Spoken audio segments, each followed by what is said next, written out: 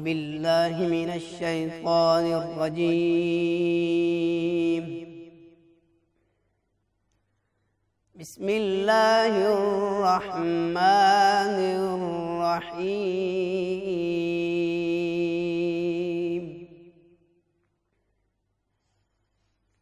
وضرب لنا مثلا ونسي خلقه قال من يحيي العظام وهي رميم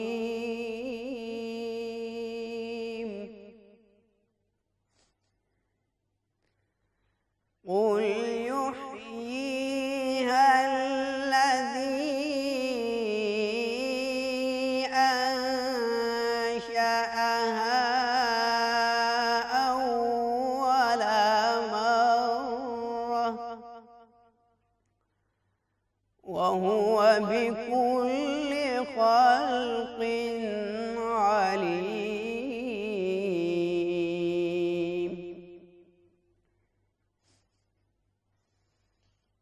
الذي جعل لكم من الشجر الأخضر نارا فإذا أنتم منه توقدون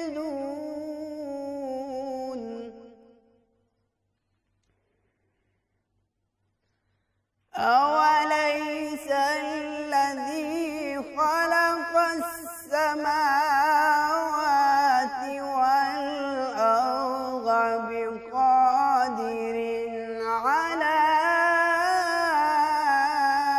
أن يخلق مثلهم بلى وهو الخلاق العليم.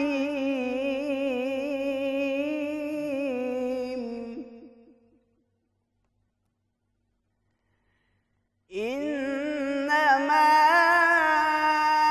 أمره إذا أراد شيئا أن يقول له كن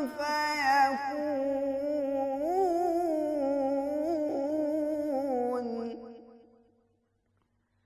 فسبحان الذي بيده ملكوت كل شيء وإليه ترجعون. میں پناہ مانگتا ہوں اللہ کی شیطان مردود کے شر سے. شروع اللہ کے نام سے جو بڑا مہربان نہایت رحم کرنے والا ہے. اور ہماری نسبت باتیں بنانے لگا اور اپنا پیدا ہونا بھول گیا. کہنے لگا بوسیدہ ہڈیوں کو کون زندہ کر سکتا ہے؟ کہہ دو انہیں وہی زندہ کرے گا جس نے انہیں پہلی بار پیدا کیا تھا. اور وہ سب کچھ بنانا جانتا ہے. وہ جس نے تمہارے لیے سب درخت سے آگ پیدا کر دی کہ تم جھٹ پٹ اس سے آگ سلگا لیتے ہو. کیا وہ جس نے آسمانوں اور زمین کو بنا دیا اس پر قادر نہیں کہ ان جیسے اور بنائے کیوں نہیں؟ وہ بہت کچھ بنانے والا ماہر ہے. اس کی تو یہ شان ہے کہ جب وہ کسی چیز کا ارادہ کرتا ہے تو اتنا ہی فرما دیتا ہے کہ ہو سو وہ ہو جاتی ہے. پس وہ ذات پاک ہے جس کے ہاتھ میں ہر چیز کا کامل اختیار ہے اور اسی کی طرف تم لٹائے جاؤ گے. جزاک اللہ. سبحان اللہ. قاری محمد اسامہ قاسم صاحب نے بہت ہی خوبصورت انداز میں کلام الہی کی خوبصورت سی آیات مبارکہ کی تلاوت فرمائی اور انتہائی ہی خوبصورت لہجے کے ساتھ ان آیات کا ترجمہ بھی کیا ہے.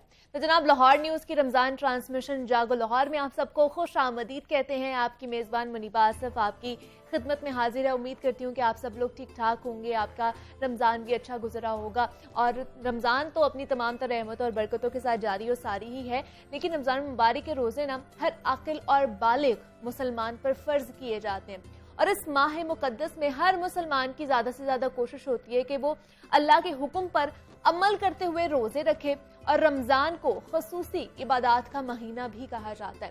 ماہ سیام کے دوران روزے رکھنے اور عبادت کرنے سے ایک طرف تو ہمارے روح کی صفائی ہو رہی ہوتی ہے، اور دوسری جانب ہمارے جسم کے اندر بھی بہت ساری مثبت تبدیلیاں آ رہی ہوتی ہیں۔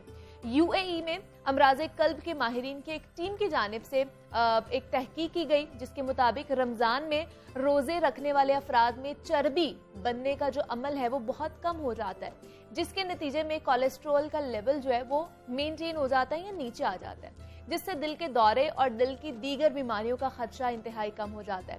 لیکن اس کے ساتھ ساتھ طبی ماہرین کا کہنا ہے کہ امراض قلب میں مبتلا افراد کے لیے زیادہ دیر تک پانی نہ پینا خطرے سے خالی نہیں ہوتا، تو لہٰذا ایسے مریضوں کو چونکہ دن میں کئی بار انہیں اپنی ادویات کا استعمال کرنا پڑتا ہے، پانی کی ضرورت پڑتی ہے، تو اس لیے ان کے لیے یہ خاص احتیاط کرنے کی ضرورت ہوتی ہے ان دنوں میں۔ تو دل کے امراض میں مبتلا افراد کو ماہ رمضان میں کن کن احتیاطی تدابیر کو اپنانا چاہیے، اس پر آج ہم بات کریں گے۔ ہمارے ساتھ اس وقت موجود ہیں پروفیسر ڈاکٹر بلال محی الدین ہے، ایگزیکٹو ڈائریکٹر پنجاب کارڈیالوجی ہیں۔ پروفیسر صاحب، آپ کو خوش آمدید کہتی ہوں جاگو لاہور میں، کیسے ہیں آپ؟ بہت شکریہ، تھینک یو فار ویلکم۔ کیسا گزرا آپ کا رمضان؟ اللہ کا لاکھ لاکھ کرم ہے، اللہ تعالیٰ نے موقع دیا بے شک پورا کر رہے ہیں۔ بے شک ایسی ہے۔ ڈاکٹر صاحب، رمضان مبارک ہے اور زیادہ سے زیادہ لوگوں کا یہ عقیدہ ہوتا ہے کہ ہم رمضان میں روزے رکھیں اور اللہ تعالیٰ کی جو خوشنودی ہے یا رحمتیں ہیں وہ سمیٹیں، لیکن سب سے پہلے سوال میں یہ کروں گی ڈاکٹر صاحب کہ جو ہارٹ کے پیشنٹس ہیں وہ روزہ رکھ سکتے ہیں کہ نہیں رکھ سکتے؟ سب سے پہلے ماشاءاللہ very well presented the whole cause behind جو سارا ایشو ہے مریضوں کے حوالے سے، ویری ویل پریزنٹڈ۔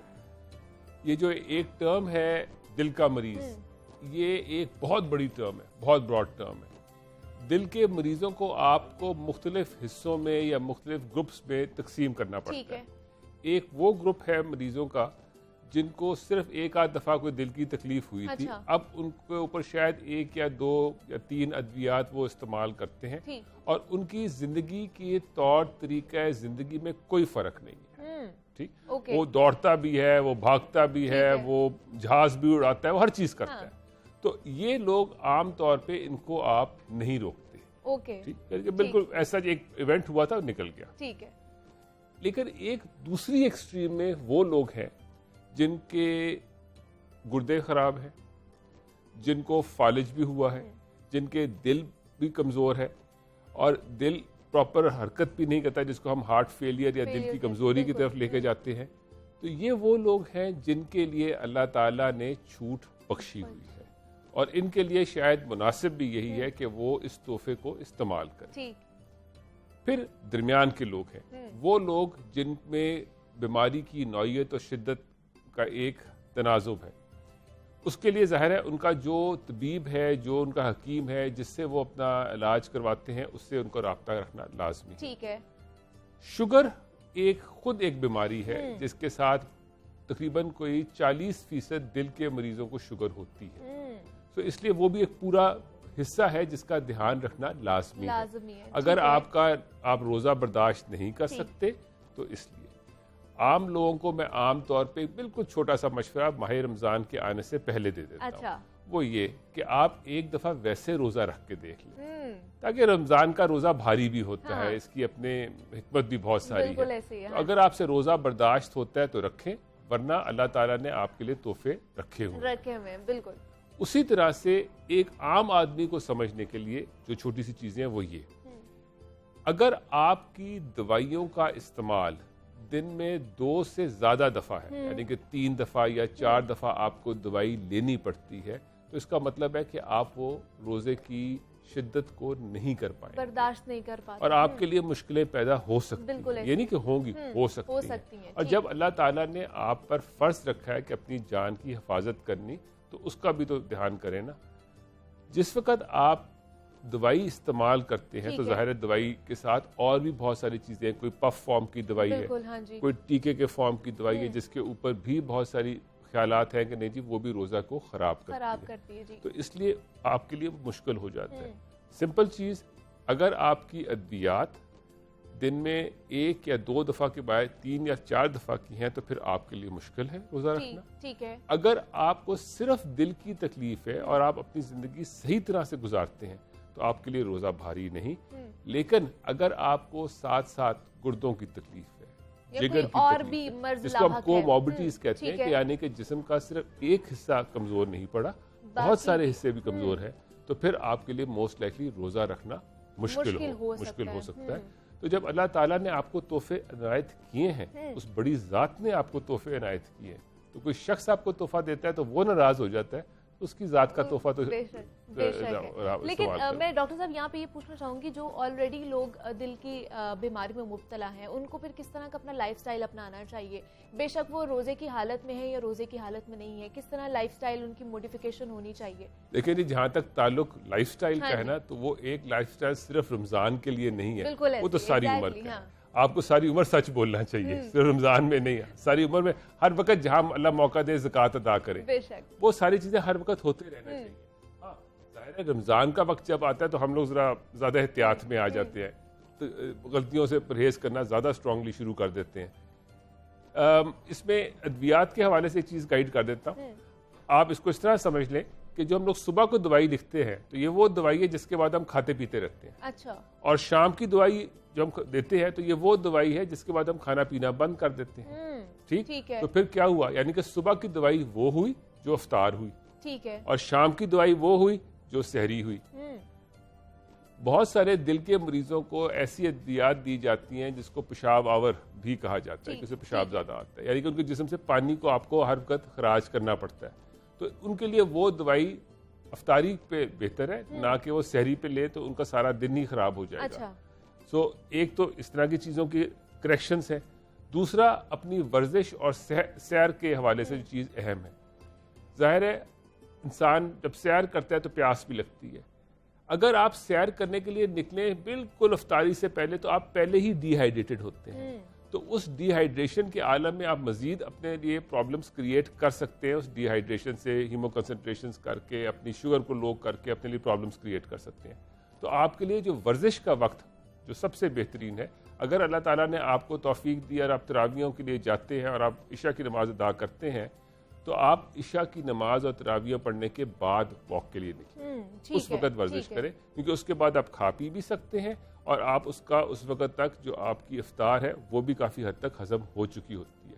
لیکن زور والا کام نہیں کرنا, جیسے کہ زیادہ تیز بھاگنا, اس طرح کی چیزیں مت کریں, صرف اتنی کریں جو آپ نارمل حالات میں کرتے تھے اور اس سے تھوڑا ہٹ کے ہلکا کر کے, تاکہ آپ ماہ رمضان اپنا آرام سے بخیریت اور خوبی سے گزاریں. اس میں یاد رکھیں کیونکہ ہم ایک خاص عرصے کے لیے کھانا پینا ترک کر دیتے ہیں اللہ کے حکم کے مطابق, جو آج کل تقریباً کوئی 16 گھنٹے بھی بن جاتے ہیں تو کم و بیش, تو اس وقت کے لیے آپ کے جسم میں اللہ تعالیٰ نے سٹور سسٹم رکھے ہوئے ہیں. لیکن اگر آپ کے سٹوریج سسٹمز میں لیور میں پرابلم ہے تو آپ کے لیے مشکلیں ہوں گی. تو اپنے آپ کو ہر طرح سے ہر وقت چیک کرنا ہے. اور جیسے کہ اللہ تعالیٰ نے آپ کو مختلف طریقوں سے بتایا ہوا ہے کہ آپ کا روزہ الٹی آنے کے ساتھ بیجا خون کا نکلنے کی وجہ سے قبول ہو چکا ہوتا ہے, ضائع تو نہیں کہنا چاہیے, قبول ہو چکا ہوتا ہے, تو اسی طرح سے جہاں پہ آپ کی زندگی کو یا صحت کو خطرہ آ جائے تو اللہ تعالیٰ نے آپ کو موقع دے دیا کہ آپ افطار ہو جائیں تاکہ آپ آگے چل سکیں. بالکل اس کے لیے میرے سے زیادہ بہتر آپ کو مولوی حضرات بتا سکتے ہیں, بے شک وہ بتا سکتے ہیں. لیکن میں یہاں پہ یہ پوچھنا چاہوں گی ڈاکٹر صاحب کہ یہ اس کا جو ہارٹ پرابلمس ہیں, یہ ہارٹ ڈیزیزز ہیں, کیا یہ جینیٹیکلی بھی ٹرانسفر ہو سکتی ہیں یا ہمارا لائف سٹائل اب ایسا ہو چکا ہے کہ یہ بڑھتی جا رہی ہیں؟ ماشاء اللہ, thank you, very important question. Genetic transfer exist کرتا ہے. آپ نے دیکھا ہوگا کہ کئی خاندانوں کے اندر کچھ بیماریاں چلتی ہے کہ ہاں جی اس کے بہن بھائیوں میں بھی شوگر بلڈ پریشر تھی اور آگے بھی ساروں میں, تو وہ خاندانوں میں چلتی ہیں. لیکن اگر آپ اپنے زندگی کے طور طریقے درست کر لیں, اگر جو چیزیں آپ کو اس طرف لے کے جاتی ہیں آپ اس طرف نہ جائیں تو آپ بچ سکتے ہیں. جیسے کہ جو سب سے بڑا مسئلہ جو ہمارے ہاں ہے وہ موٹاپا ہے, وجود کا بھاری ہونا. وجود کے بھاری پن ہونے پہ لوگ اس بات کی قسمیں کھاتے میں کچھ نہیں کھاتا, ٹھیک ہے, لیکن حقیقت یہ ہے کہ آپ کی خوراک ضرورت سے زیادہ تھی تبھی آپ کا جسم بھاری ہو گیا. اس میں کوئی ایسی دو باتیں نہیں ہیں. اسی طرح سے آپ کا ورزش نہ کرنے کی عادت وہ آپ کے لیے نقصان دہ ہوتی ہے. پھر ایک ہمارے ہاں بہت ساری بیماریوں کے کولیسٹرول کا ایشو ہے. یہ زیادہ تر بیماریاں ایسی ہیں جو خدا داد ہیں, کسی کے جینیٹیکلی آ گئی, اس میں یہ تکلیف تھی. لیکن ہمارے ہاں ایک بیماری ایسی ہے جو ہم خود جاتے ہیں, بازار سے خریدتے ہیں, بڑا یہ کہتے ہیں نا شو مار کے دکھاتے ہیں کہ دیکھو میں تو گولڈ لیف پیتا ہوں, میں یہ شیشہ اسموکنگ, تمباکو کا استعمال. یہ تمباکو کا استعمال جو ہے یہ سب سے خطرناک چیز ہے, کیونکہ یہ وہ چیز ہے جو ان سب کا بھائی ہے اور ان سب کو آگے بڑھاتا ہے. تو آپ کو سب سے اہم چیز دیکھیں, آپ کو ایک چیز تو معلوم ہے نا کہ روزے کی حالت میں آپ سگریٹ نہیں پیتے, تمباکو نہیں استعمال کر سکتے, یعنی کہ پھر آپ کو اس بات کا بھی پتہ ہے کہ آپ اپنے بزرگوں کے سامنے سگریٹ نہیں پیتے. اچھے گھروں میں نہیں ایسا رواج. وجہ کیا ہے؟ کیونکہ آپ کو پتہ ہے یہ معیوب چیز ہے. تو یار اگر یہ چیز معیوب ہے تو کیوں کرتے ہیں؟ لیکن مجھے یہاں پہ یہ سوال پوچھا ڈاکٹر صاحب کہ جو آلریڈی اس بیماری کا شکار ہیں وہ لوگ تمباکو نوشی بھی کر رہے ہیں ساتھ, تو وہ ان کی بیماری کتنی ورسٹ ہو سکتی ہے اس وجہ سے؟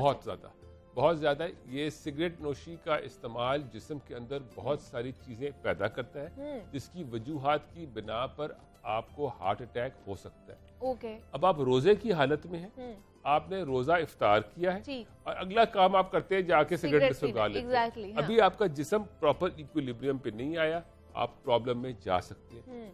ہسپتالوں کے اندر بے بہا لوگ اس عالم میں آ چکے ہوئے ہیں, آتے ہیں اور خاندانوں کو معلوم ہے. لیکن سگریٹ کا مسئلہ یہ ہے کہ یہ سگریٹ ایک وہ نشہ ہے جو سوشلی ایکسیپٹیبل ہے کہ آپ کہتے ہیں کوئی نہیں منہ سگریٹ پیتا ہوتے کچھ نہیں کرتا. بھائی وہی تو سب سے بڑی لعنت ہے, اسی سے تو ساری لعنتیں شروع ہونی ہیں, تو اسی کو تو ختم کر لو. تو ہمارے لیے جو سب سے زیادہ رمضان میں جو دل کے مریض ہیں اور جو قوم ہے ایز سچ, اس کے لیے جہاں اس بات کا وعدہ کرنا ہے تو وہ یہ وعدہ کرنا ہے کہ میں نے اپنے منہ سے بو نہیں آنے دینی. جب میں اپنے اللہ تعالیٰ کے آگے سجدہ کرتا ہوں تو میرے منہ سے بو نہ آئے. اور یہ جو سگریٹ منہ آپ ایک دفعہ لگا لیتے ہیں نا, یہ اگلے ایک دن پورا آپ کے منہ سے بو کہ کوئی نہ کوئی شعار نکالتا رہتا ہے.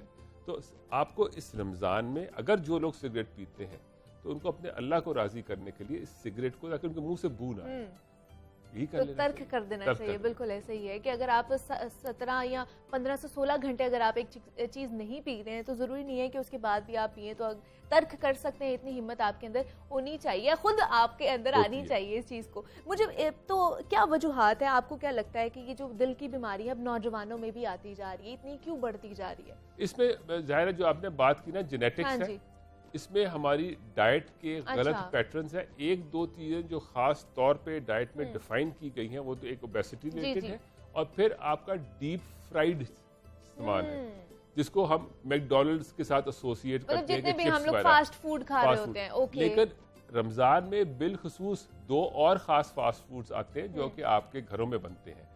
ایک کو سموسا کہتے ہیں اور دوسرے کو پکوڑا کہتے ہیں. ٹھیک ہے, یہ دونوں وہ ڈیپ فرائیڈ چیزیں ہیں جو آپ کے لیے خطرناک ہے. پھر ایک اور چیز جو خطرناک ہے کہ جس تیل کو آپ کوک کرتے ہیں, جب ایک دفعہ اس کو کوک کر کے آپ نے فارغ کر دیا تو پھر اس کو آپ نے فارغ کر دیا, اس کو ری کوک نہیں کرنا.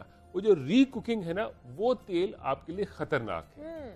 یہ جو تیل کی کمپنیز جس حساب سے بات کرتی ہیں وہ اپنے آئل کی کوکیبلٹی کے حوالے سے بات کرتے ہیں, اس کی ہیلتھ کے ہیزرڈ کے حوالے سے کوئی ہاتھ نہیں لگاتا کہ اس میں ٹرانس فیٹس کتنی انکریز ہو جاتی ہیں.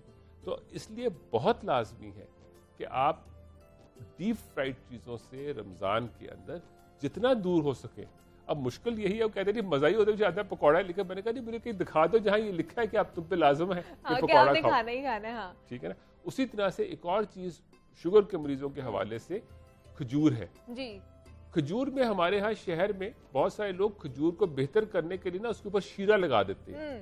ٹھیک ہے, تو وہ جو شیرہ ہے وہ آپ کی شوگر کی لیولز کو ایک دم گڑبڑ کر دیتا ہے. ٹھیک ہے نا. تو آپ کے لیے مناسب ہے کہ آپ نے جو کھجور استعمال کرنی ہے اس کو اچھی طرح سے پہلے دھو لیں, صاف کر لیں تاکہ وہ شیرہ بھی اوپر سے اتر جائے. مطلب اس کے اوریجنل فارم میں ہی اسے استعمال کیا جائے, نہ کہ اس کے اوپر جو ایکسٹرا چیزیں لگا کے اس کو استعمال کیا جائے. پروفیسر ڈاکٹر بلال محی الدین, ایگزیکٹو ڈائریکٹر پنجاب کارڈیالوجی, ہمارے ساتھ موجود ہے. ڈاکٹر صاحب بہت شکریہ آپ کے وقت کا, آپ یہاں پر آئے ہیں اور بڑے امپورٹنٹ ٹاپک پر آپ نے ہمارے ساتھ گفتگو کی ہے اور بہت سی چیزیں ہماری کلیئر ہوئی ہیں کہ جناب ہم نے احتیاط کرنی ہے. ایک تو وہ لوگ ہیں جو آلریڈی اس بیماری میں مبتلا ہیں ہیں انہوں نے بہت زیادہ احتیاط کرنی ہے، اور صرف رمضان میں نہیں باقی دنوں میں بھی، اور جو لوگ نارمل ہیں جو صحت مند ہیں انہوں نے بھی اپنا صحت کا خیال رکھنا ہے اور خود ہی خیال رکھنا ہے۔ یہاں پہ ایک چھوٹی سی بریک لیتے ہیں، ملتے ہیں اس بریک کے بعد۔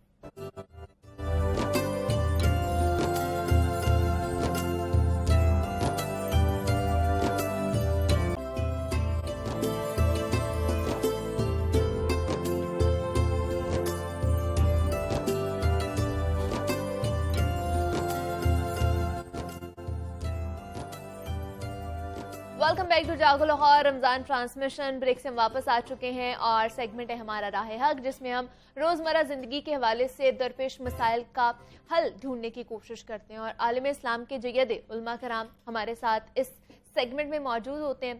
تو قرآن کریم اللہ تعالیٰ کی جانب سے اپنے محبوب نبی کریم صلی اللہ علیہ وآلہ وسلم پر نازل کردہ وہ کتاب ہے جسے لا ریب کہا گیا ہے، جس میں کوئی عیب نہیں ہے، اور قرآن حکیم پوری دنیا کے انسانوں کے لیے رہتی دنیا تک ایک مکمل ضابطۂ حیات ہے۔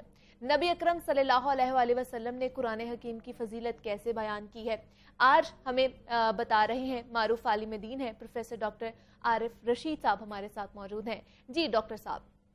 الحمدللہ وکفا والصلاة والسلام علی عباده الذین اصطفى اما بعد فاعوذ باللہ من الشیطان الرجیم بسم اللہ الرحمن الرحیم لقد كان لكم في رسول الله أسوة حسنة لمن كان يرجو الله واليوم الآخر وذكر الله كثيرا صدق الله العظيم اللهم صل على محمد وعلى آل محمد كما صليت على إبراهيم وعلى آل إبراهيم إنك حميد مجيد اللهم بارك على محمد وعلى آل محمد كما باركت على إبراهيم وعلى آل إبراهيم إنك حميد مجيد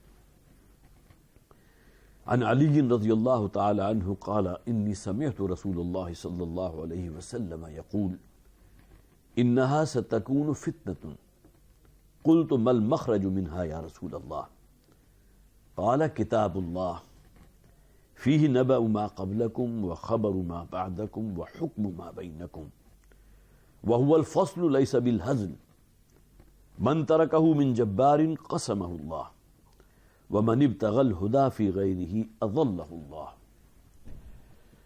اللهم صل على محمد النبي الأمي وعلى آله وأصحابه وسلم تسليما كثيرا كثيرا۔ حضرات، آج کے لیے جو میرے پیش نظر ہے ایک بہت ہی خوبصورت خطبہ ہے نبی اکرم صلی اللہ علیہ وسلم کا،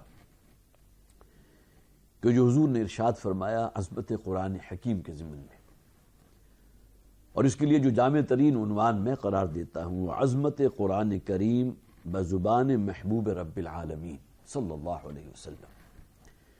اللہ کے کلام کی عظمت کا بیان محمد رسول اللہ صلی اللہ علیہ وسلم کی زبانی بلسان محبوب رب العالمین۔ اب یہ وہ الفاظ ہیں جس نے گویا کہ اس کو ایک نئی جہت عطا فرما دی۔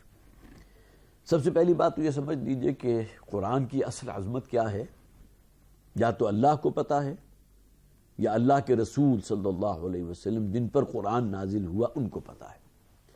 اس کی عظمت کا کما حق و ادراک ہم کر ہی نہیں سکتے۔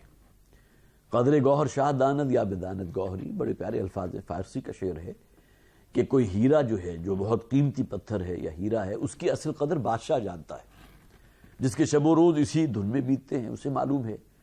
یا جو جوہری ہے وہ اس کا اندازہ لگا سکتا ہے کہ یہ پتھر یا یہ ہیرا کتنا قیمتی ہے۔ وہ پتھر یا ہیرا اگر مجھے اور آپ کو دیا جائے تو ہم سمجھیں گے عام سا پتھر ہے، ٹھیک ہے اس کے اندر کوئی نقوش و نگار تو ہیں، لیکن اس کی قیمت کا اندازہ تو نہیں لگا سکتے۔ اور ممکن ہے کہ ہیرے کو ہم سمجھے کہ یہ تو اصل میں کانچ کا کوئی ٹکڑا ہے۔ یہی معاملہ گویا کہ اگر آپ اس کو ملٹیپلائی کیجئے 1,00,000 سے کیجئے، قرآن حکیم کے بارے میں اس کی عظمت کا بیان، اس کا کیا مقام ہے، یا تو اللہ کو معلوم ہے کہ جس کا یہ کلام ہے، یا نبی اکرم صلی اللہ علیہ وسلم کے جن پر یہ کلام نازل ہوا۔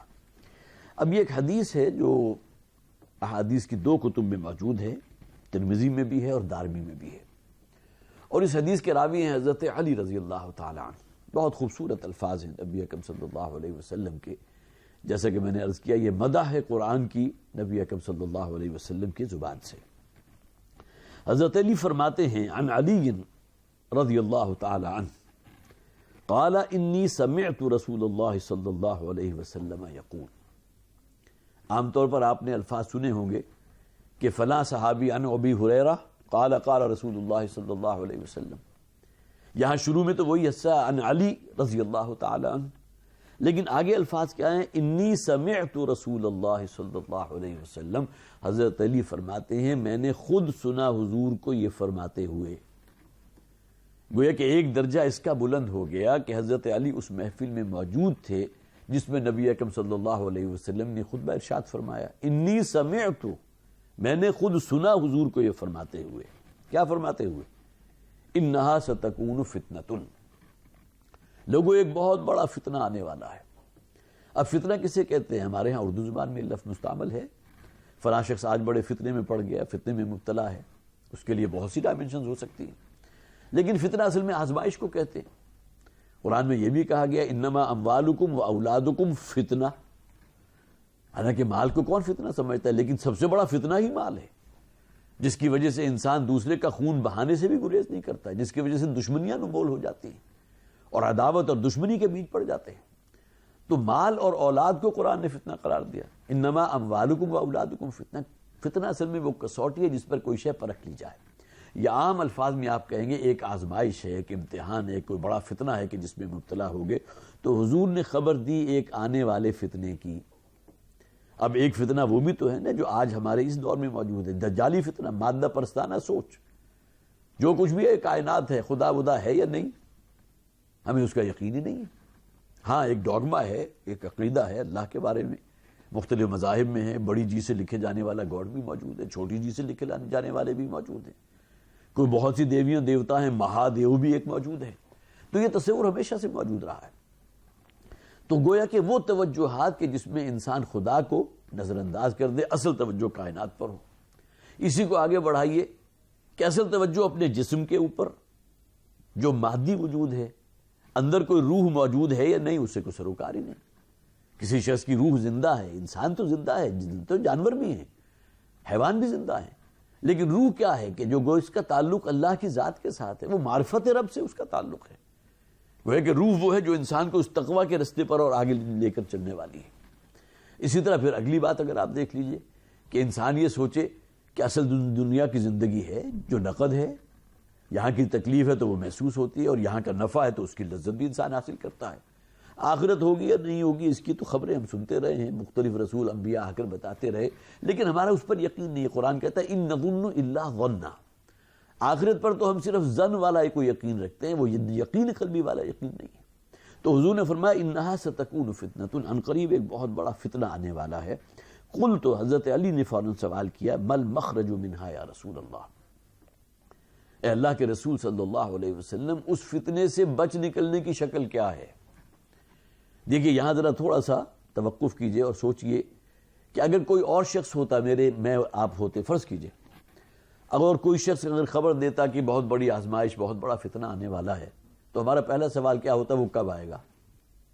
ایک سزا ہے کہ جو اللہ کی طرف سے دی جاتی ہے اس قوم کو کہ جو من حیث المجموع اللہ سے ایک وعدہ کرتی ہے اور اس کے بعد اس وعدے کی غداری کرتی ہے، اس کو وفا نہیں کرتی. خبر ما بعدکم، تمہارے بعد آنے والے حالات، اس کا ذکر بھی موجود. وحکم ما بینکم، اور تمہارے درمیان جتنے بھی معاملات ہیں ان میں فیصلہ کن. حکم کیا ہے اللہ کا؟ وہ قرآن میں بالکل واضح طور پر ہے. گویا کہ حق آ گیا اور باطل کا کوئی وجود نہیں ہے. جاء الحق وزهق الباطل. قرآن کے نازل ہونے کے بعد اب کہیں کوئی مشتبہات باقی نہیں رہے.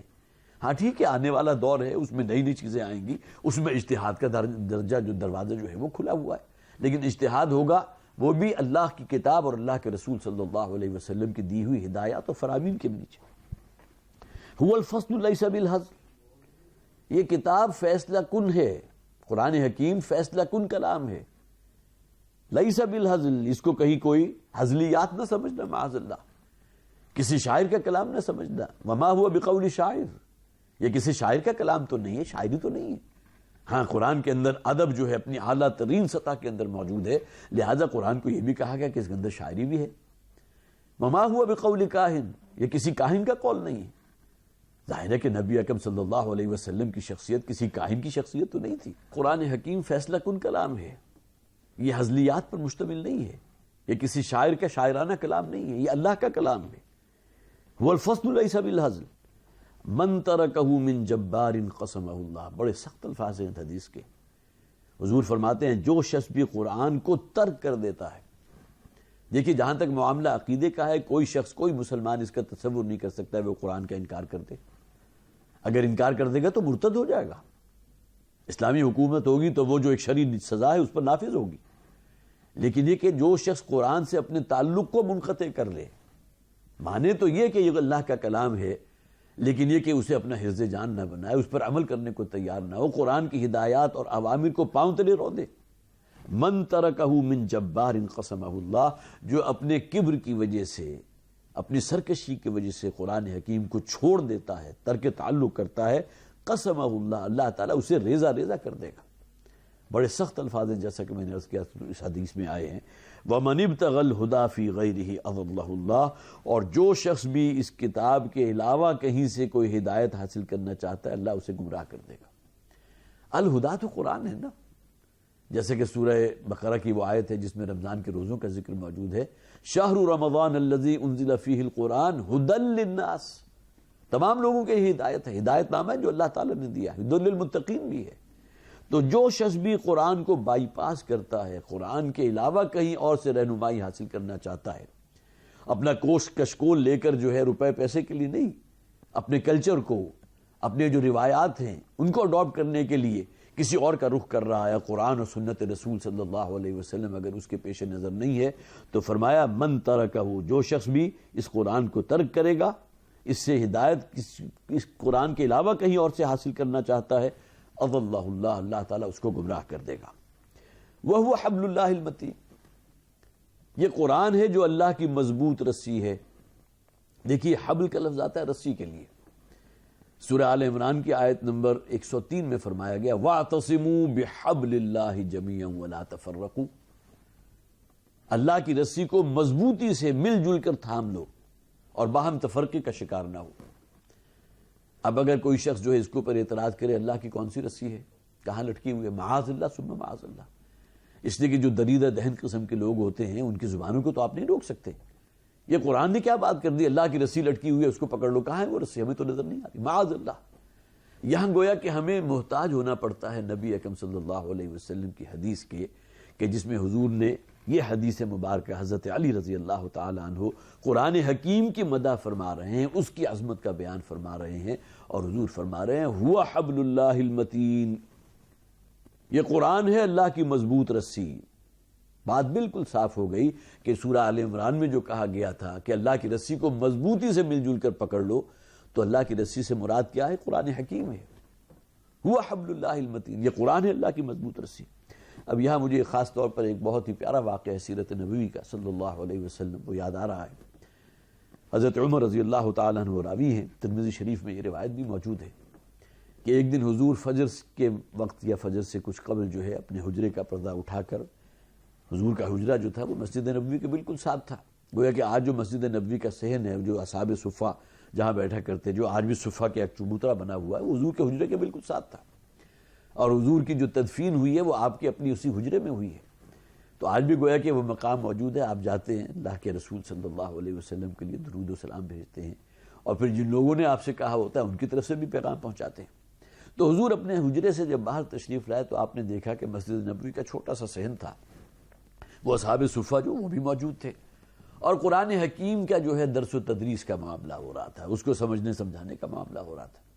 تو حضور کی طبیعت کے اوپر بڑی بشاشیت، بہت تازگی اور بہت ہی خوشی کے آثار جو ہے نمودار ہوئے، اور آپ نے فرمایا بڑے پیارے الفاظ ہیں الستم تشہدون اللہ الہ الا اللہ وانی رسول اللہ الیکم، کیا تم ہی ہو نا جو اس بات کی گواہی دیتے ہو کہ اللہ کے سوا کوئی معبود نہیں، اور میں اللہ کا رسول ہوں، فرستادہ ہوں جو تمہاری طرف بھیجا گیا. جو صحابہ کرام تھے ان کے چہرے جو ہیں وہ خوشی سے دمک اٹھے، حضور تشریف لائے اور حضور نے آتے ہی یہ سوال ان سے کیا. تمام نے کہا بلا یا رسول اللہ، کیوں نہیں اللہ کے رسول، ہم گواہی دیتے ہیں، ہم اس بات کی گواہی اور شہادت دیتے ہیں کہ اللہ کے سوا کوئی معبود نہیں، اور آپ اللہ کے فرستادہ ہیں، اللہ کے بھیجے ہوئے ہیں، اللہ کے رسول ہیں. اس پر نبی اکرم صلی اللہ علیہ وسلم نے فرمایا فاستبشروا، تو اب خوشخبری ہے تمہارے لیے، خوشیاں مناؤ. ان ھذا القرآن، یہ قرآن وہ رسی ہے طرفہ بایدیکم و طرفہ بید اللہ، یہ وہ رسی ہے جس کا ایک سرا تمہارے ہاتھ میں ہے اور دوسرا سرا اللہ کے ہاتھ میں ہے. گویا کہ بندے کو رب کے ساتھ جوڑنے والی شے یہ قرآن ہے. قرآن حکیم نے جو حبل اللہ کے الفاظ استعمال کیے ہیں اس کے اندر کس قدر معنویت پیدا ہو گئی. کوئی شخص فرض کیجئے کہ کئی بحری جہاز میں کوئی سفر کر رہا تھا، اچانک کوئی اس کو چکر آیا، وہ نیچے گر گیا اور اس کے ہاتھ میں اچانک کوئی رسی آ گئی جو کوئی لٹکی ہوئی تھی اس بحری جہاز کے ساتھ یا بڑی کشتی کے ساتھ. اب اس نے اس رسی کو پکڑ لیا. اب اگر کوئی فرض کیجئے مچھلی اس کے اوپر حملہ آور ہوتی ہے، اس کی ٹانگ کو جو ہے دبوچنے کی کوشش کرتی ہے، اسے پتا ہے کہ اگر یہ رسی میرے ہاتھ سے چھوٹ جائے تو پھر میرا معاملہ خاتمے کا ہے، پھر تو میں مچھلی کا خوراک بن جاؤں گا. اب جس مضبوطی کے ساتھ اس رسی کو وہ پکڑے گا، رسی کا وہاں سے تصور لیا گیا، یہ وہ رسی ہے، مضبوط رسی جس کا ایک سرا تمہارے ہاتھ میں ہے. طرفہ بایدیکم وطرفہ بید اللہ. تو اس حدیث میں حضور نے فرمایا ہوا حبل اللہ المتین، یہ ہے اللہ کی مضبوط رسی قرآن حکیم. وہو الذکر الحکیم، ذکر کہتے ہیں یاد دہانی کو، نصیحت کو. انتہائی حکمت بھرا ذکر ہے اس قرآن میں جو موعظت لیے ہوئے ہے. قرآن اپنے آپ کو موعظہ بھی تو کہتا ہے نا، قرآن اپنے آپ کو خوشخبری دینے والا بھی کہتا ہے، خبردار کرنے والا بھی کہتا ہے. وہو الذکر الحکیم، الذکر یہ قرآن ہے، سب سے بہترین سب سے افضل ذکر قرآن حکیم ہے. انا نحن نزلنا الذکر وانا لہ لحافظون، جیسا کہ قرآن میں فرمایا گیا اس الذکر کو نازل بھی ہم نے کیا اور ہم ہی ہیں کہ جو اس کی حفاظت کرنے والے ہیں. وہو الصراط المستقیم، اور یہ قرآن وہ ہے جو تمہارے سامنے وہ سیدھی راہ نمایاں کر دیتا ہے تمہاری رہنمائی کے لیے، تمہیں جنت تک پہنچانے کے لیے، اللہ کی رضا حاصل کرنے کے لیے. هو الذی لا تضیع بہ الاہواء، یہ قرآن وہ ہے کہ جو شخص اس کے ساتھ اپنے تعلق کو قائم کرے گا تو خواہشات نفس کی بندگی سے آزاد ہو جائے گا. گویا کہ کوئی شخص اگر اپنی خواہشات نفس کی بندگی سے آزاد ہونا چاہتا ہے، ایک نفس پرستی ہوتی ہے انسان کے اندر، وہ نفس جو ہے اسے پستی کی طرف کھینچتا ہے، اسے گناہوں کی ترغیب دیتا ہے. آج کا دور گویا کہ اس سے پہلے بھی میں بارہا اس کے بارے میں عرض کر چکا ہوں کہ آج کا دور جو ہے اس حوالے سے اپنے کلائمیکس پر ہے کہ یہ بے حیائی ہے، یہ عریانی ہے، فحاشی ہے، جس درجے میں آج پہنچی ہوئی ہے آج سے 20 برس پہلے بھی آپ اس کا تصور نہیں کر سکتے تھے. یہ شیطانی ہتھ کنڈے ہیں، وہی یہود کا ایجنڈا کہ مسلمانوں کو گویا کہ اپنے افلاس سے بھی بدزن کر دو. ٹھیک ہے جی. پروفیسر ڈاکٹر عارف رشید صاحب ہمارے ساتھ موجود ہیں. پروفیسر صاحب بہت شکریہ آپ کا. یہاں پہ ایک چھوٹی بریک لیتے ہیں، ملتے ہیں اس بریک کے بعد.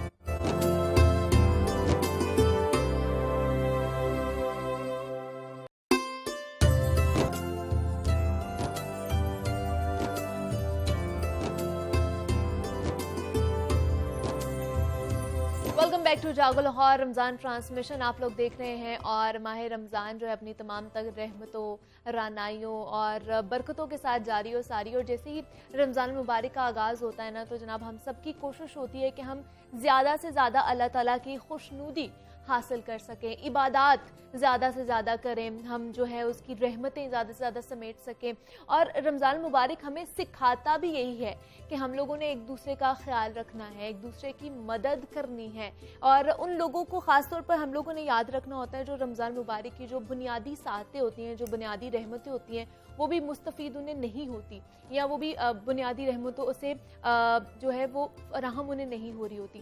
تو ابھی بھی بہت سے ایسے لوگ ہیں ہمارے ارد گرد جو پائے جاتے ہیں جو خدمت انسانیت کے لیے کام کر رہے ہوتے ہیں، جو ان لوگوں کی مدد کے لیے ہمہ وقت تیار رہتے ہیں. اور آج بھی میں نے آپ کی ملاقات ایک ایسی ہی باصلاحیت شخصیت سے کرانی ہے جن کے لیے میرے پاس الفاظ موجود نہیں ہیں، کیونکہ وہ کئی برسوں سے خدمت انسانیت کے لیے کام کر رہے ہیں. انہوں نے اپنی پوری زندگی میرے خیال سے جو ہے خدمت انسانیت کے لیے وقف کر دی ہے. اور وہ ہر دفعہ کوئی نیا پروجیکٹ لے کر آتے ہیں ہم سب کے لیے یا ان لوگوں کے لیے جن کے پاس وہ جو بنیادی سہولیات ہیں وہ موجود نہیں ہوتی ہیں.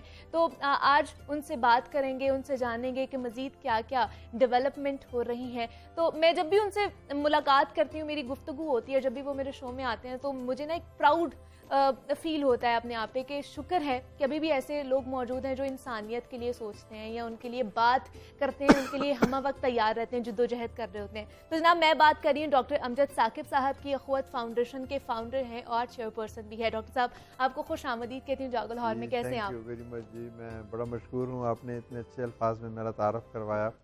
تو آپ کو بھی بہت بہت رمضان کی یہ جو پر نور ساعتیں ہیں مبارک ہوں. اللہ تعالیٰ مبارک، آپ کو بہت مبارک ہو. کیسا گزرا آپ کا رمضان؟ بس الحمدللہ جی. اب اللہ تعالیٰ ہر دن ہی اچھا دن ہے، اور پھر رمضان تو جس میں خاص ایک جسے سمجھیں گے کہ روحانی کیفیت ہوتی ہے، تو الحمدللہ اللہ کا بہت شکر ہے۔ بالکل ایسے ہی ہے ڈاکٹر صاحب، اخوت فاؤنڈیشن کو میرا نہیں خیال کہ کوئی ایسا بندہ ہے جو نہیں جانتا ہوگا، تو سب سے پہلے کچھ پروجیکٹس کے بارے میں بات کر لیتے ہیں۔ قرض حسنہ کے بارے میں تو ہم سب جانتے ہیں، لیکن اس کے علاوہ ہم جاننا چاہ رہے ہیں کہ کون کون سے مزید پروجیکٹس ہیں۔ جی بالکل، قرض حسنہ کے علاوہ بھی بہت کچھ ہے، لیکن میں اس سے پہلے یہ ضرور کہنا چاہوں گا کہ اخوت جو ہے یہ صرف ایک ادارہ نہیں ہے کہ آپ سمجھیں کہ ایک نام ہے، یہ ایک بہت گہرا فلسفہ ہے جو اللہ کے رسول صلی اللہ علیہ وآلہ وسلم نے دیا، اور اس کا نام ہے مواخات۔ یہ فلسفہ کہتا ہے کہ ایک خوشحال آدمی ایک کمزور شخص کو اپنا بھائی بنا، بے شک بے شک یہ سمجھنا ضروری ہے۔ ادارے بنتے رہتے ہیں، بگڑتے رہتے بے ہیں، شک، لیکن جو ایک بنیادی تصور حیات ہے اور جو فلسفہ ہے جس سے ہم یہ سب کچھ اخذ کرتے ہیں، وہ دائمی ہے۔ وہ دائمی اس لیے ہے کہ وہ انصاف پر مبنی ہے، اور اللہ کے رسول صلی اللہ علیہ وآلہ وسلم نے 1450 برس قبل پیش کیا۔ پروجیکٹس ہمارے کیا ہیں؟ قرض حسن ہے، آپ کو پتہ ہے کہ قرض حسن کے اندر بھی پھر کئی اور پروجیکٹس ہیں کہ گھروں کے لیے قرضے، زراعت کے لیے قرضے، سولر لگانے کے لیے قرضے، گھروں کی تعمیر اور مرمت کے چھوٹے چھوٹے قرضے، کاروبار کے لیے قرضے۔ تو یہ تو چھوٹے قرضے ہیں، اور اسی میں کچھ بڑے قرضے بھی ہیں گھروں کی تعمیر کے لیے۔ پھر دوسرے نمبر پر پھر ہم نے کہا کہ بغیر سود قرضے، تو بغیر فیس کے تعلیم، بغیر فیس کہنا شاید مناسب نہ ہو، ہم کہتے ہیں کہ بھئی آج فیس نہیں دے سکتے تو 10 سال بعد، 15 سال بعد جب اس قابل ہو جاؤ تو پھر دے دینا، وہ اس لیے کہ کوئی اور بچہ پڑھ جائے گا۔ بے شک ایسے تو یہ لانگ ٹرم قرض حسن کے ذریعے قرضے کے لیے اعلیٰ تعلیم۔ پھر ٹرانسجینڈر، آپ کو پتہ ہے خواجہ سرا بڑے مجبور اور بڑی ایک ایسی کمیونٹی ہے جس کے اوپر کون سا ظلم ہے جو نہیں ڈھایا جاتا، ان کو ہم عزت نفس ان سے محروم ہو گئے، ان کو نہ کوئی روزگار ملتا ہے اور نہ تعلیم ملتی ہے، نہ کوئی سماجی رتبہ ملتا ہے، اور یہاں تک کہ شناختی کارڈ نہیں ملتا، وہ کیا کریں، کہاں جائیں، کیسے زندگی گزاریں۔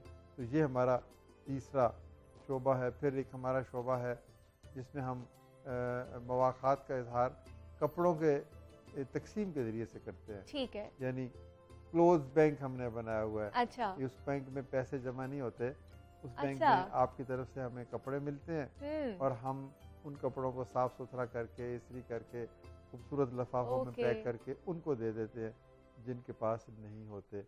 تو یہ تقریباً 30 لاکھ جوڑے ہم نے اکٹھے کیے ہیں، اور مجھے نہیں پتا کہ آپ کا کوئی جوڑا اس میں شامل ہے کہ نہیں، اگر نہیں ہے تو آج آپ اپنی وارڈ دیکھیں گے، اور ایسا کوئی جو رنگ پسند نہیں آیا، جو تھوڑا سا چھوٹا ہو گیا، یا آپ کو ویسے کسی وجہ سے اس کا ڈیزائن اچھا نہیں، تو وہ میں آپ کو مثال اس لیے بنا رہا ہوں کہ آپ کے توسط سے میں آپ اور کو بھی سننے لوگوں، والوں بالکل ایسے ہے، جی جی، تو میرا خدا نہ خواستہ اشارہ آپ کی طرف نہیں ہمارے دیکھنے والوں کو بھی یہی ان کو بھی میں یہ کہتا ہوں کہ آپ دیکھیں، تو جس طرح آپ اپنے بھائی کو یا بہن کو آپ کو کپڑا دے دیتی ہیں تو وہ برا تو نہیں مناتی، کیونکہ وہ پھٹا ہوا نہیں ہوتا، صرف اس لیے کہ آپ کے سائز کے مطابق شاید نہیں رہا۔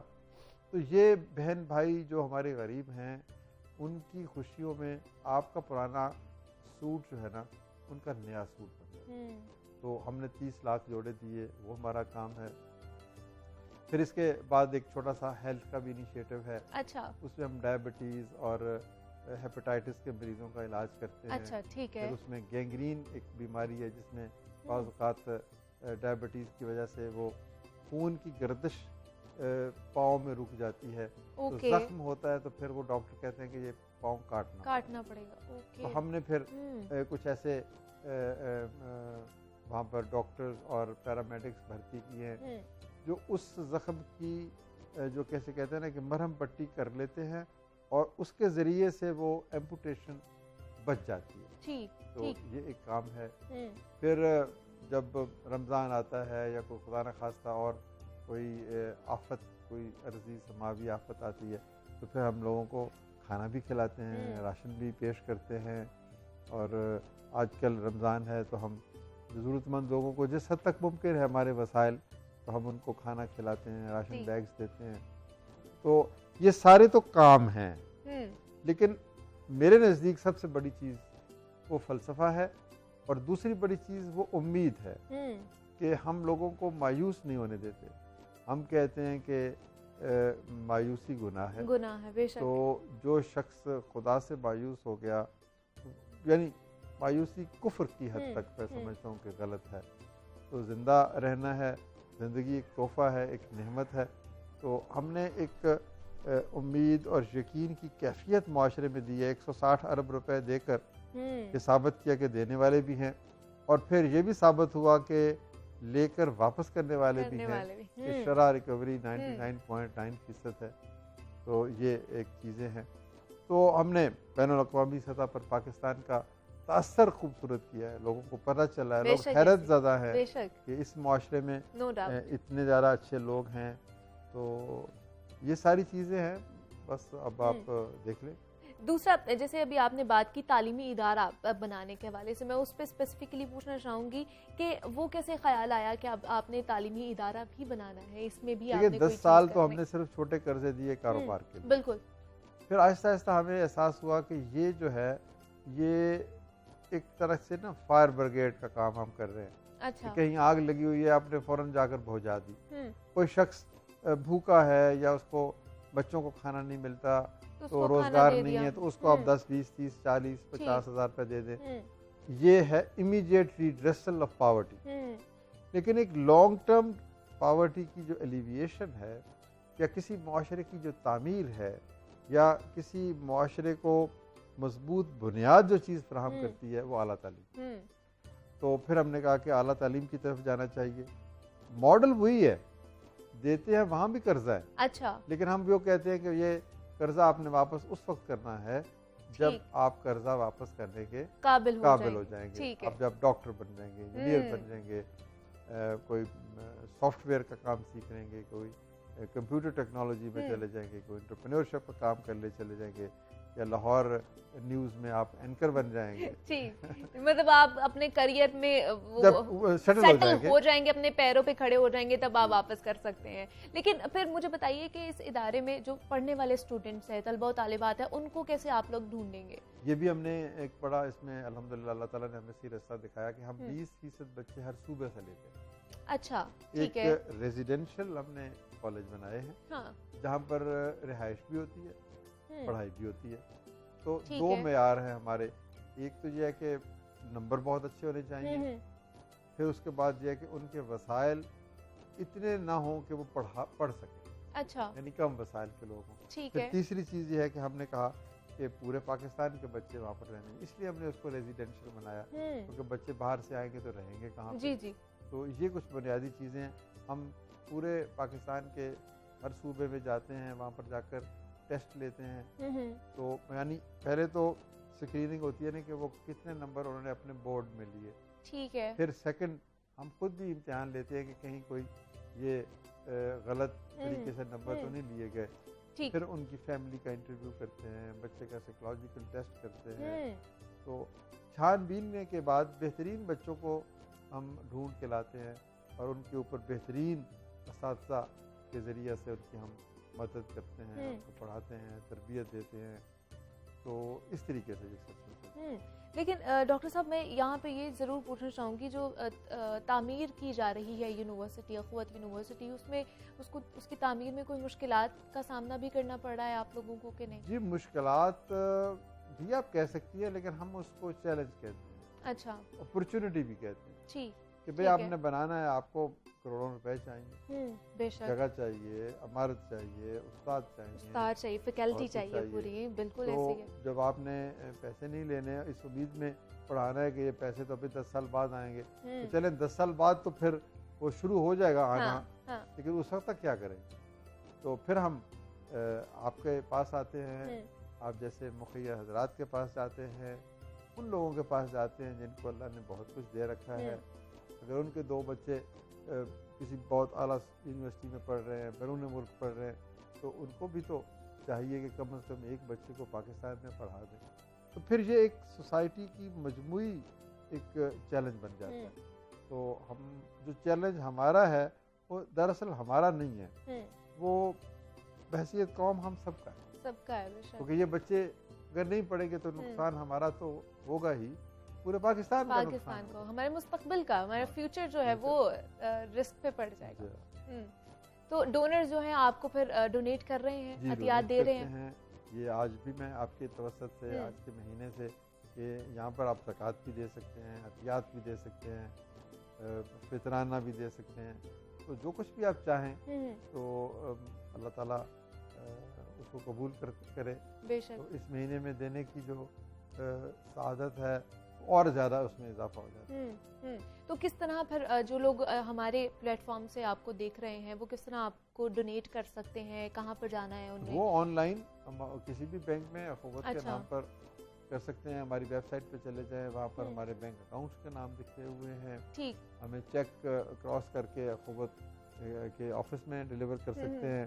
ہمارے فون پہ، ہمارے ویب سائٹ پہ ہمارے تمام فون نمبر ہیں، تو وہ فون پہ اطلاع کر دیں گے تو ان کے گھر سے بھی کلیکٹ کیا جا سکتا ہے. یہ سارا کام تو بہت سارے طریقے ہیں. آج کل تو پیسے بھیجنا مشکل ہی نہیں رہا.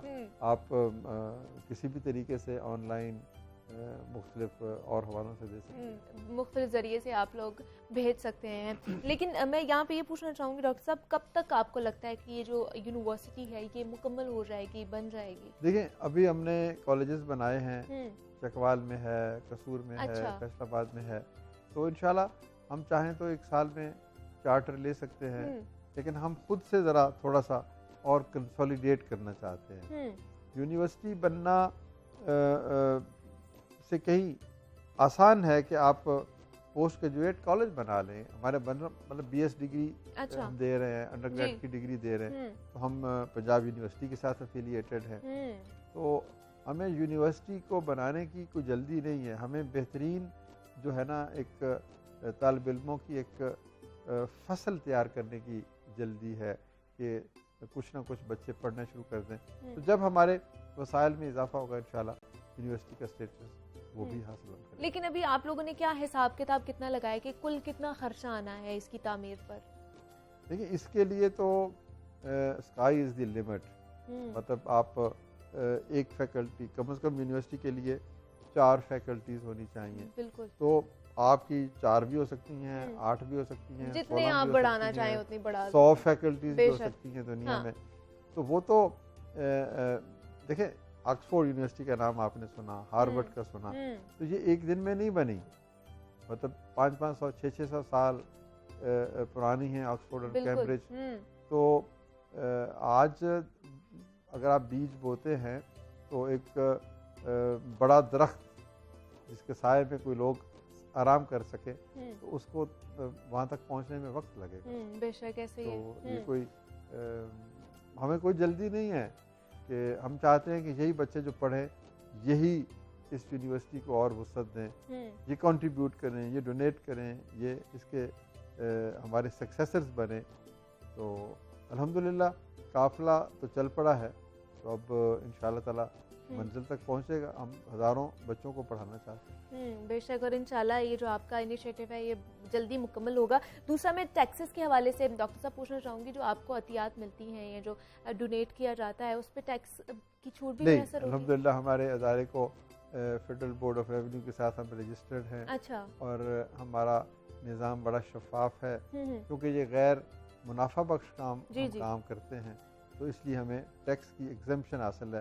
جو شخص بھی ہمیں قرضہ ڈونیٹ کرتا ہے تو اس کو جو ہے وہ ٹیکس ایگزمپشن لے سکتا ہے. اچھا ٹھیک. ٹیکس ریلیف اس کو مل سکتا ہے. مطلب یہ چھوٹ ہے ان کو. چھوٹ ہے. ٹھیک ہے. دوسرا مجھے بتائیے ڈاکٹر صاحب کہ جو لوگ فیکلٹی ممبرس کی اگر میں پوچھوں تو اس حوالے سے جو لوگ والنٹرلی بھی وہاں پر کام کرنا چاہیں تو وہ کر سکتے ہیں؟ بالکل کر سکتے ہیں. آپ کا کیا سبجیکٹ آپ پڑھانا شروع کر دیں. آگے کمیونیکیشن پڑھائیں، لوگوں کو گفتگو کا سلیقہ سکھائیں، ان کو مینرز سکھائیں، ان کو آداب، تہذیب، شاعری، مصوری، جو بھی چیزیں ہم تو کہتے ہیں لوگوں کو کہ آ کے ہماری یونیورسٹی کا چکر ہی لگا لیں، وہاں پر بیٹھ کے بچوں سے باتیں کریں، اپنے تجربات سے انہیں آگاہ کریں. تو یہ سیکھنے کا عمل میوچل ہوتا ہے. دیکھیں آپ کو ایک جگہ پر تقریباً 60-70 اضلاع کے بچے نظر کہیں اکٹھے شاید نظر نہ آئیں. بالکل ایسی ہے. 14 زبانیں بولتے ہیں وہ. آپ نے کبھی شینا زبان کا نام بھی نہیں سنا ہوگا. تو تو وہ بھی بولتے ہیں، پشتو بولتے ہیں، بلوچی بولتے ہیں، سرائکی بولتے ہیں، سندھی بولتے ہیں، اردو، انگلش. تو جتنی بھی پوٹھوہاری زبان ہے، کشمیری ہے، تو آپ دیکھیں نا کہ دیٹ از ایک کہکشاں ہے، اور وہاں پر اتنے مختلف تہذیبیں، چھوٹے چھوٹے ہماری ثقافتی منظر آپ کو نظر آتے ہیں.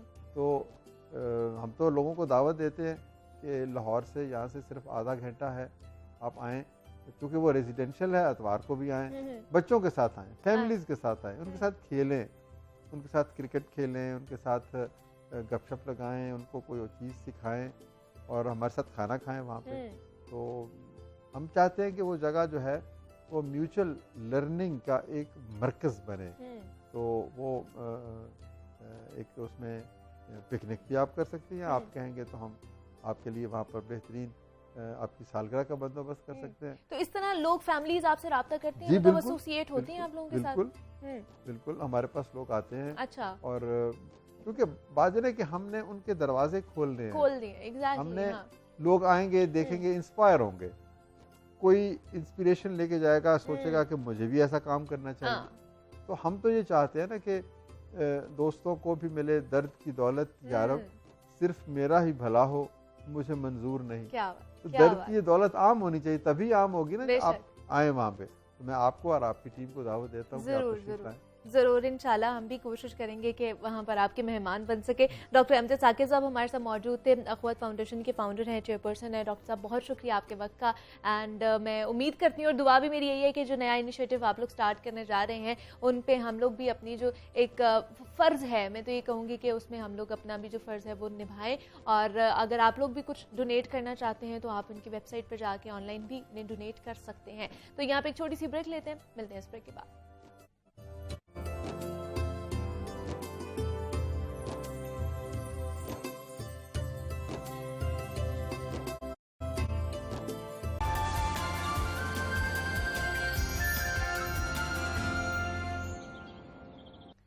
جاگو لاہور کی رمضان نشریات میں ایک مرتبہ پھر سے آپ کو خوش آمدید کہتے ہیں. جناب اب کچھ بات ہو جائے حقوق اور فرائض کے حوالے سے، تو دین اسلام نے دو قسم کے حقوق بیان کیے گئے ہیں. ایک حقوق اللہ جس کا تعلق براہ راست اللہ تبارک تعالیٰ سے ہوتا ہے، جن میں توحید، نماز، روزہ، زکوٰۃ اور حج شامل ہے. جبکہ دوسرا حقوق العباد ہے جس کا تعلق براہ راست خلق خدا سے ہے، یعنی کہ خدمت انسانیت کے حوالے سے بات کی گئی ہے. رمضان المبارک نام اسلامی مہینوں میں سے وہ مہینہ ہے جس میں حقوق اللہ اور حقوق العباد کی ادائیگی ایک ساتھ ہوتی ہے، جس پر انگنت ثواب اور اجر ملتا ہے ہم لوگوں کو. ہونا تو یہ چاہیے کہ لوگ اس مہینے میں تمام غلط حرکتیں چھوڑ دیں اور لوگوں کو زیادہ سے زیادہ سہولتیں فراہم کریں، مگر ہمارے یہاں اس کا الٹ ہی ہوتا ہوا نظر آتا ہے کہ ہر ایک کی کوشش ہوتی ہے کہ جناب وہ اس مہینے میں جتنا زیادہ کما سکتا ہے نا اتنا کما لے، لہٰذا ذخیرہ اندوزی کی جاتی ہے، چور بازاری کا بازار جو ہے وہ گرم ہوتا ہے، ملاوٹ اور رشوت خوری زوروں پر ہوتی ہے. غرض یہ کہ وہ سب کچھ زوروں پر ہوتا ہے جو نہیں ہونا چاہیے. پھر اسی میں سے خیرات بھی زوروں سے دی جاتی ہے اور دینے والا یہ سمجھ رہا ہوتا ہے کہ شاید اب میں نے جنت کما لی ہے، لیکن تب تک آپ کے دیے ہوئے صدقات یہاں پہ خیرات بھی قبول نہیں ہوتے ہیں اللہ کے خدمت میں جب تک حقوق العباد ادا نہیں کیے جاتے ہیں. تو حقوق العباد سے کیا مراد ہے اور ان میں کس کس کے اور کون کون سے حقوق شامل ہوتے ہیں، اس پر آج ہم بات کریں گے. اور ہمارے ساتھ اس وقت موجود ہیں پروفیسر ڈاکٹر مطیع اللہ باجوہ صاحب ہیں، اسلامی اسکالر ہیں. پروفیسر صاحب آپ کو خوش آمدید کہتی ہوں جاگو لاہور میں. پروفیسر صاحب آج ہم نے بات کرنی ہے حقوق العباد کے حوالے سے، بہت زیادہ بات کی جاتی ہے. تو قرآن و حدیث کی روشنی میں سب سے پہلے تو اس کی اہمیت اور فضیلت کے بارے میں بتا دیں. دوسرا یہ کہ رمضان مبارک میں کیا اس پر عمل کرنا اور بھی زیادہ ضروری ہو جاتا ہے؟ بسم اللہ الرحمن الرحیم.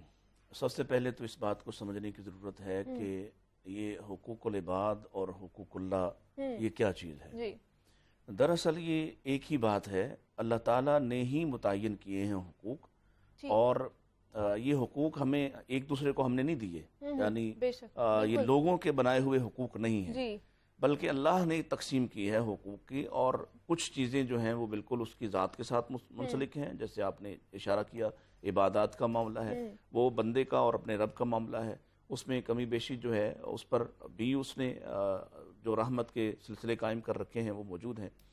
اسی طرح حقوق العباد بھی اصل میں اللہ تعالیٰ کے ہی حقوق ہیں اور اللہ تعالیٰ کی عبادت کے ہی زمرے میں داخل ہیں، کیونکہ والدین کے ساتھ احسان کرنے کا حکم اللہ نے ہی دیا ہے، بہنوں کے ساتھ اچھا سلوک کرنے کا حکم اللہ نے دیا ہے، بھائیوں کا حقوق اللہ نے بیان کیے ہیں، اور دیگر تمام مخلوقات کی بھی حقوق جو ہم حتیٰ کہ تمام جانوروں کے اور زمین کے اور فضا کے اور جہاں آپ رہتے ہیں اس معاشرے کے جو حقوق ہیں وہ سب دراصل اللہ تعالیٰ نے متعین کیے ہیں، لہٰذا ان حقوق کی ادائیگی بھی اللہ کے حق کی ادائیگی ہے۔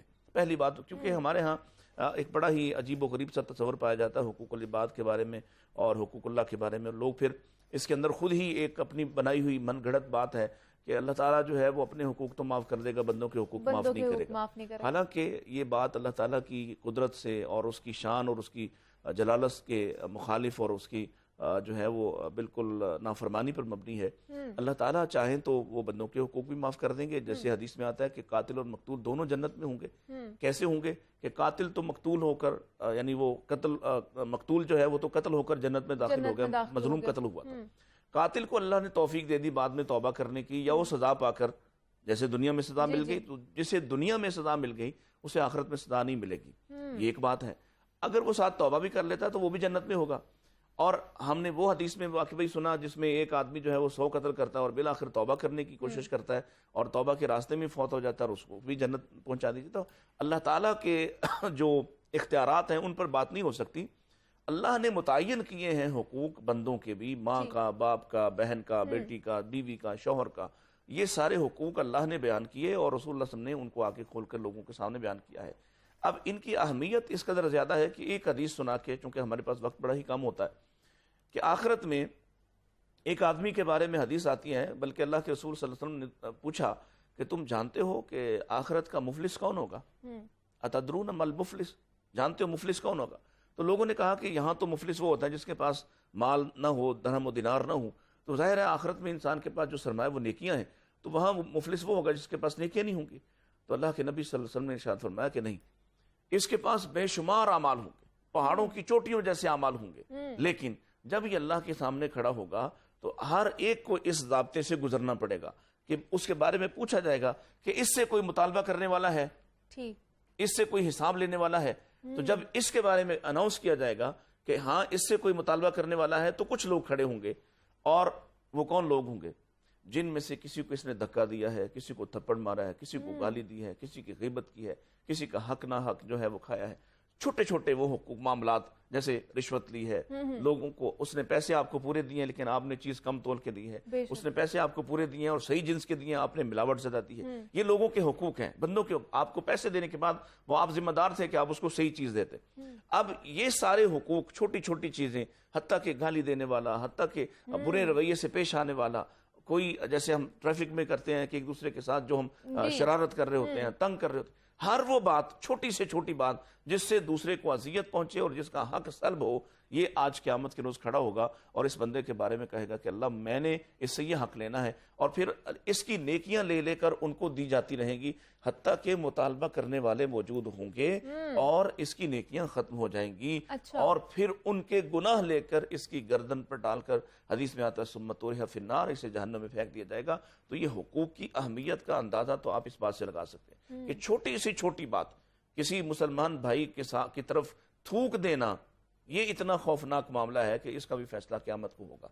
تو یہاں اگر آپ ان حقوق کی ادائیگی نہیں کرتے، لیکن ان حقوق کی ادائیگی آپ تب کریں گے جب آپ اللہ کے حقوق دینے والے ہیں۔ یاد رکھیے، جب تک آپ نماز کی طرف نہیں آتے، آپ عبادات اچھی نہیں کرتے، آپ کے معاملات اللہ کے ساتھ اچھے نہیں ہیں، تو بندوں کے ساتھ بھی آپ کے معاملات اچھے نہیں ہوں گے۔ یہ غلط فہمی ہے کہ بندوں اللہ کے ساتھ تو بالکل نافرمانی کر رویہ اختیار کرو اور لوگوں کے ساتھ آپ بہت اچھے ہو جاؤ، یہ ہو نہیں سکتا۔ اور اگر ایسا ہو بھی جائے تو اس اللہ نے آپ کو کسی انسان کا حق نہ دینے پر کافر نہیں کہا، اس کو دین سے نکالا نہیں ہے، لیکن اگر وہی آدمی پیسے ہونے کے باوجود، صحت ہونے کے باوجود حج نہیں کرتا، تو اللہ کے نبی فرماتے ہیں کہ یہ یہودی مرے یا نصرانی ہے، اس سے اللہ کو کوئی پرواہ نہیں ہے۔ وہی آدمی اگر نماز نہیں ادا کرتا تو اس کے لیے فرمایا کہ یہ جو شخص جان بوجھ کے ایک نماز کو ترک کرتا ہے، یہ کفر کی روش اختیار کرتا ہے۔ سو گویا پہلے اللہ کے حقوق ہی ہیں، اور اللہ کے حقوق کے تابع انسانوں کے حقوق ہیں. اگر آپ اللہ کے حقوق ادا کرنے والے ہوں گے تو پھر آپ والدین کا احترام بھی کریں گے, آپ بہن بھائیوں کا ساتھ بھی دیں گے, آپ رشتہ داروں کے ساتھ ان کے قرابت داری کا معاملہ بھی کریں گے, آپ امانت دار بھی ہوں گے, کیونکہ آپ اللہ سے ڈر رہے ہیں. وگرنہ تو آپ کوئی حق نہیں دیتے. آپ دیکھ لیجئے کہ لوگ جب دین کی طرف نہیں آتے تو پھر وہی لوگ اسی مہینے میں روزہ رکھ کر بھی لوگوں سے جھوٹ بول رہے ہوتے ہیں, لوگوں سے ان کو گلا سڑا پھل دے رہے ہوتے ہیں, دھوکہ دے رہے ہوتے ہیں, روزہ بھی رکھا ہوتا ہے, پیسے بھی پورے لے رہے ہوتے ہیں, اور ان کو وہ چیزیں نہیں دیتے. تو اس کا مطلب یہ ہے کہ کہیں نہ کہیں خامی یہ ہے اصل میں کہ وہ اللہ کے حق کو نہیں پہچان رہے. اللہ کے حق کو پہچانے تو ممکن نہیں ہے کہ اللہ کے حق کو پہچاننے والا بندہ پھر لوگوں کے حق کے ساتھ زیادتی کرے. لیکن بہت سے لوگ ہیں جو لوگوں کے حق کے ساتھ زیادتی کر رہے ہوتے ہیں, لیکن دوسری طرف کہتے ہیں کہ ہم شاید زکوٰۃ اور عطیات زیادہ سے زیادہ دے دیں گے تو ہماری وہ شاید اس سے بڑا کوئی دھوکہ نہیں ہے. اس سے بڑا کوئی دھوکہ نہیں ہے کہ کوئی شخص یہ چاہے سمجھے کہ میں رشوت سے مال کما لوں, میں دھوکہ دے کے مال کما لوں, میں ملاوٹ زدہ دودھ یا ملاوٹ زدہ چیزیں بیچ کر مال کماؤں, اور پھر میں اس حرام کمائے ہوئے مال میں سے صدقہ و خیرات دے دوں تو میرا قبول ہو جائے گا. یاد رکھیے اللہ تعالیٰ دو چیزیں ہیں اس میں. ایک تو یہ ہے کہ اللہ حلال رزق کو ہی, اللہ طیب ہے اور طیب کو ہی پسند کرتا ہے. اللہ کبھی بھی ناپاک چیز کو پسند نہیں کرتا, ایک بات. دوسرا دینے والا, یعنی کمایا ٹھیک ہے لیکن یہ کمانے والا آدمی اسی صحیح مال سے نیکی نہیں کرتا, اسی صحیح مال سے متقی نہیں ہوتا. تو اللہ تعالیٰ نے یہاں بھی ایک شرط لگائی ہے, انما یتقبل اللہ من المتقین. اللہ مال اچھا ہونے کے باوجود بندہ متقی نہیں ہے, اللہ اس سے بھی قبول نہیں کرتا, اللہ متقین سے قبول کرتا ہے. تو دونوں صورتوں میں مال بھی صاف ہونا چاہیے.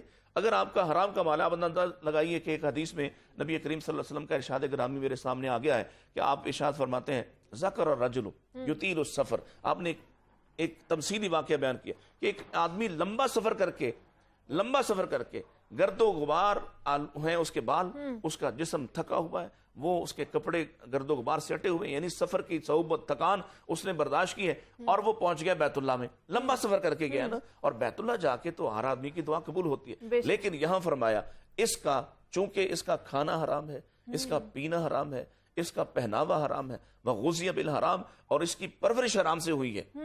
پرورش حرام سے ہوئی. پرورش تو کوئی اور کرتا ہے نا, پرورش تو آدمی اپنی خود نہیں کرتا, وہ تو ماں باپ نے کی ہے. ماں باپ نے پرورش کی حرام سے, اب یہ خود کماتا کھاتا پیتا پہنتا ہے حرام سے. تو اللہ کے نبی فرماتے ہیں یہ وہاں جا کے کہہ رہا ہے یا ربی یا ربی, تو وہ قبول اپنے رب کو پکار رہا ہے بیت اللہ میں بیٹھ کر.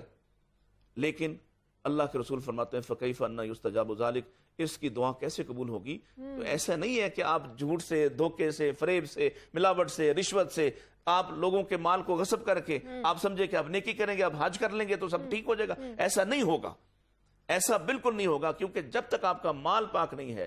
اللہ نے ایک عام انسانوں کو بھی کہا کہ تم پاکیزہ چیزیں کھاؤ, ایمان والوں سے بھی کہا کہ پاک اور حلال چیزیں کھاؤ, رسولوں سے بھی کہا, ان سے بھی کہا کہ کلوا من الطیبات واعملوا صالحا, پاکیزہ کھاؤ اور نیک کام کرو. کیونکہ جب تک آپ پاکیزہ نہیں کھاتے آپ سے نیک کام ہوتے نہیں. لوگوں کو دھوکہ دے سکتے ہیں, فریب, ایک ملمہ کاری ہو سکتی, بناوٹ ہو سکتی ہے کہ آپ لوگوں کو ایک فریب دینے میں کامیاب ہو جائیں کہ آپ بہت اچھا کر رہے ہیں, لیکن اللہ تعالیٰ سے تو کوئی چیز چھپی ہوئی نہیں ہے. تو پروفیسر صاحب پھر جو حقوق العباد کا کوئی کفارہ بھی ہے کہ پھر ہم کس طرح معافی حاصل کر سکتے ہیں؟ دیکھیں اس میں بھی دو چیزیں ہیں. ایک بات تو یہ ہے کہ آدمی سچے دل سے توبہ کرے. اچھا. دوسرا یہ ہے جن لوگوں کے ساتھ آپ نے ظلم اور زیادتی کیا وہ موجود ہیں تو آپ ان سے ریکویسٹ کریں, کیونکہ اس بات کو اس امید پہ آخرت پہ چھوڑ دینا کہ اللہ معاف کر دے گا اور لوگ موجود ہوں, یہ لوگوں کو حق دیا جائے گا کہ وہ معاف کرنا چاہیں تو معاف کریں اور نہیں معاف کرنا چاہیں تو نہ کریں. نہیں معاف کرنے کی صورت میں بھی اللہ تعالیٰ کی طرف سے رحمت کا فیصلہ ہو سکتا ہے کہ اللہ خود بدلہ چکا دے اور وہاں بندے ظاہر اللہ کی بات مانیں گے. لیکن یہ ایک امکان ہے, اس میں اللہ کا فیصلہ نہیں ہے, یہ ایک امکان ہے. اس کی رحمت پہ ہم یقین امید تو رکھتے ہیں کہ وہ ہماری کوتاہیوں کے بدلے میں بھی خود ہی اپنی شان کے مطابق ہمارے ساتھ سلوک کرے گا.